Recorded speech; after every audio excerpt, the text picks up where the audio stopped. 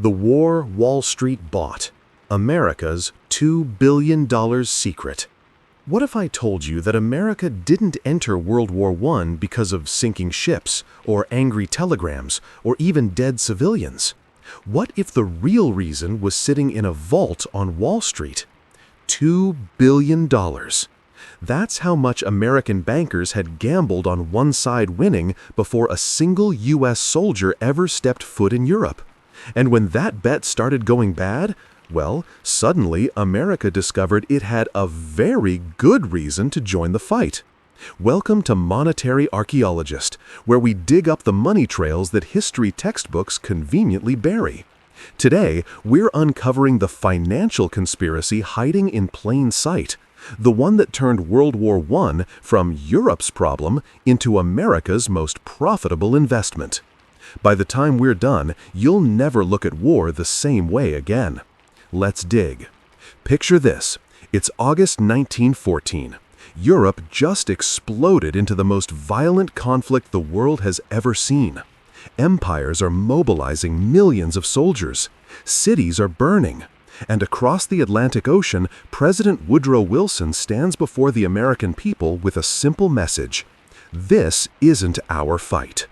He promises neutrality, not just in action, but in thought. America, he says, will remain completely impartial. We won't pick sides, we won't get involved. This is Europe's war, not ours. Sounds noble, right? Here's the problem. Neutrality only works when you have nothing to lose. And America? America had everything to gain. See, when those guns started firing in Europe, something interesting happened to global trade. Britain's navy, the most powerful maritime force on the planet, immediately blockaded Germany. No ships in, no ships out. Germany was cut off from the world. But Britain and France, they could still buy whatever they wanted, as long as someone would sell to it. Enter the United States of America. Suddenly, American factories had the deal of a lifetime. Europe needed steel, we had steel. They needed grain, we grew grain. They needed weapons, ammunition, uniforms, trucks, oil, machinery. And guess who was the only major economy not at war? By 1915, American manufacturing was running 24/7, not for peacetime, for wartime. Our factories were churning out bullets by the millions, artillery shells by the thousands, and we were shipping it all to Britain and France. But somebody had to organize this chaos. Somebody had to connect European governments with American suppliers. Somebody had to handle the money. And that somebody was the most powerful banker in the world, J.P. Morgan. Let's talk about J.P. Morgan Jr. for a second, because this guy basically ran a private war effort from an office in New York. His father, J.P. Morgan Sr., had died just 1 year before the war started. The old man left behind a banking empire so massive, so connected, that it made modern hedge funds look like lemonade stands. When Jr. took over, he inherited more than money. He inherited influence. And in 1915, the British government gave him something extraordinary.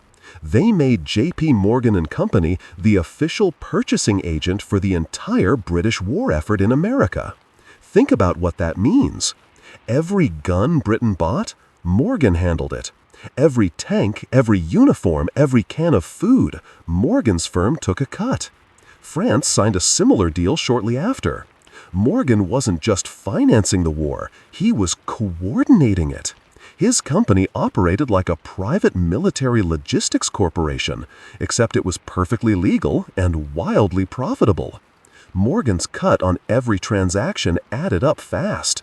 We're talking millions in commissions, and that's before the real money started flowing. But here's where it gets interesting. Technically, America was still neutral. Officially, we weren't taking sides.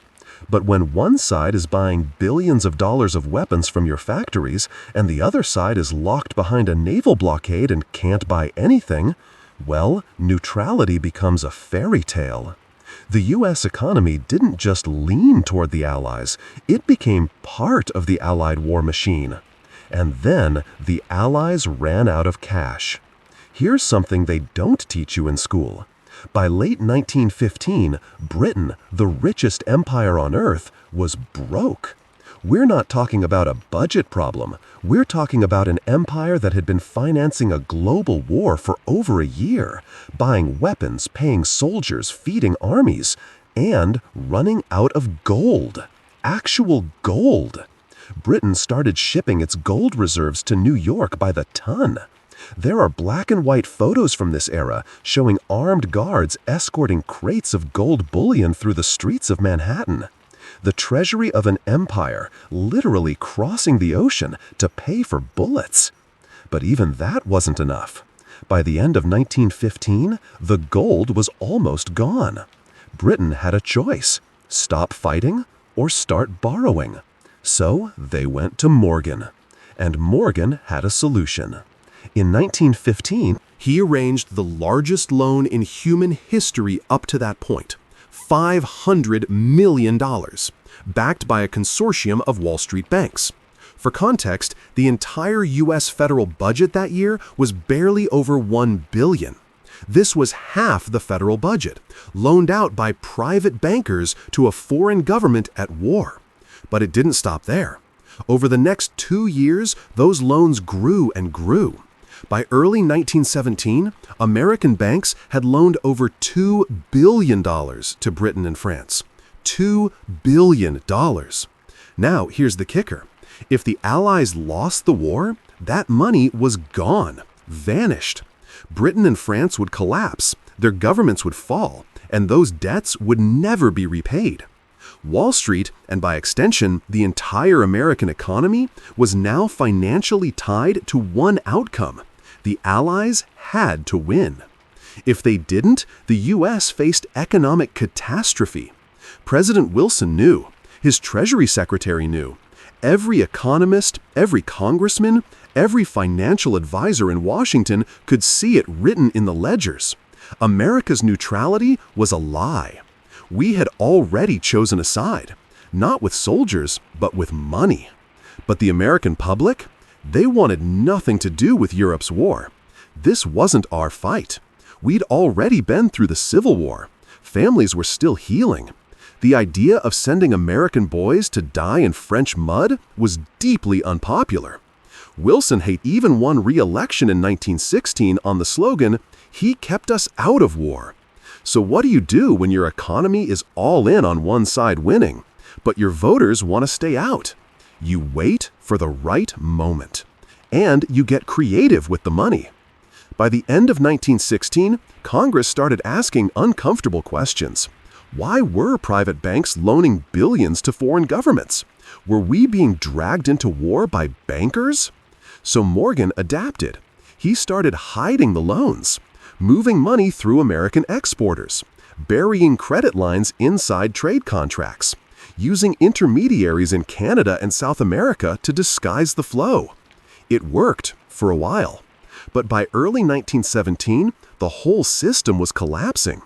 Britain sent a clear message to Washington: we need fresh credit or we default. And if Britain defaulted, Wall Street would implode.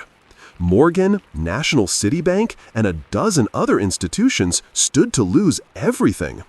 When their representatives met with Treasury officials that winter, the message was blunt. If Britain falls, we fall. And just like that, the debate shifted. It wasn't about if America would enter the war anymore. It was about how to sell it to the public. Then the world gave them a gift, or at least that's how it looked. On May 7, 1915, a German submarine torpedoed a British passenger liner called the Lusitania off the coast of Ireland.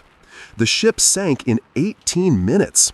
Nearly 1,200 people drowned, including 128 Americans. The newspapers exploded. The headlines screamed. American citizens murdered in cold blood by German U-boats. The public was outraged. Germany tried to defend itself. They said the Lusitania was carrying munitions, weapons disguised as civilian cargo. Britain denied it, said Germany was lying to justify killing innocent people. Decades later, divers went down to the wreck, and guess what they found? Germany was right. The cargo hold was packed with ammunition. But in 1915, the truth didn't matter. What mattered was the story. And the story turned public opinion sharply against Germany. Still, Wilson held back. Even after the Lusitania, America didn't declare war. The economy was booming. The stock market was flying. Banks were making money hand over fist. There was no reason to risk it, yet. But by early 1917, the situation changed. Germany resumed unrestricted submarine warfare, threatening American merchant ships. Then British intelligence intercepted the Zimmermann telegram, a secret message from Germany to Mexico, proposing an alliance. If Mexico joined the war against the U.S., Germany would help them reclaim Texas, New Mexico, and Arizona. It was perfect. Politically, morally, emotionally, perfect. The public was furious. The media went wild. And in April 1917, President Woodrow Wilson stood before Congress and declared war on Germany. His speech was beautiful. The world must be made safe for democracy. But there was another truth beneath those words, one that didn't fit on a poster. The world had to be made safe for American credit. Here's the genius move, and it's so smooth most people never even noticed it. Once America entered the war, the U.S. government did something remarkable. It turned Wall Street's private loans into public debt. Suddenly, those billions that Morgan and his friends had loaned to Britain and France, they became America's problem.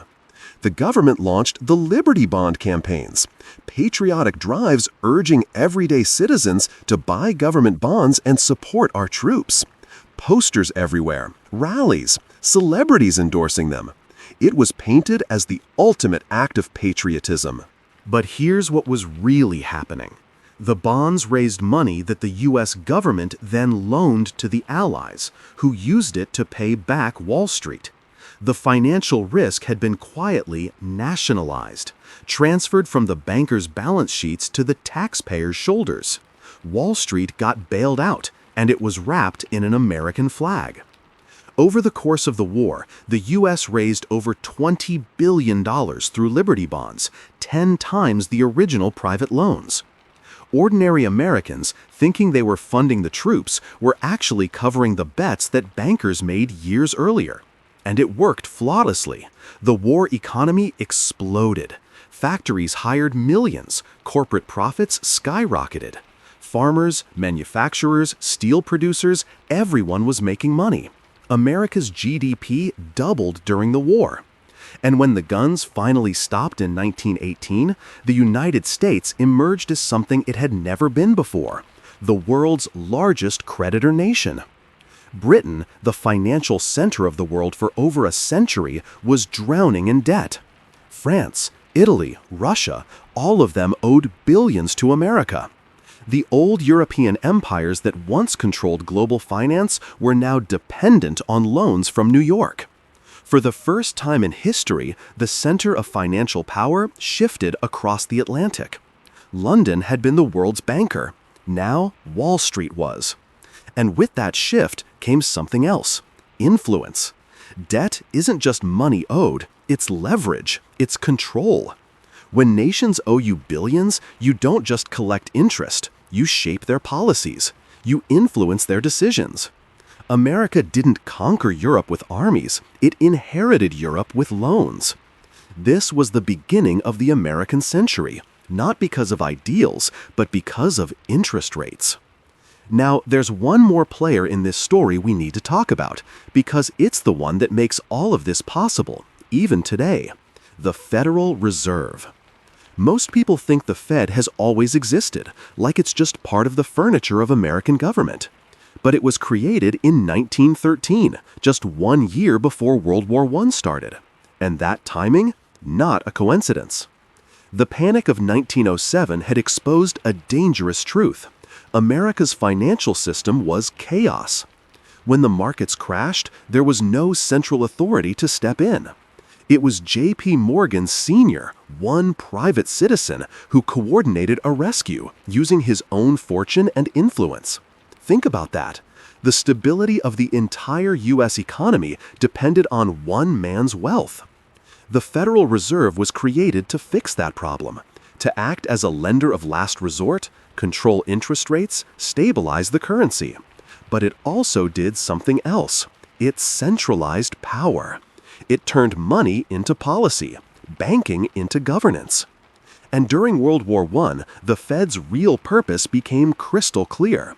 It coordinated the Liberty Bond sales, stabilized the government's borrowing, managed inflation so the war machine could keep running. The Fed wasn't just regulating banks anymore, it was running the economy. This was the dawn of modern central banking, the age where money wasn't just a tool, it was the system itself. So here's the uncomfortable truth. The pattern that started in 1917 never stopped. After World War I, Wall Street used its new global dominance to extend credit all over Europe.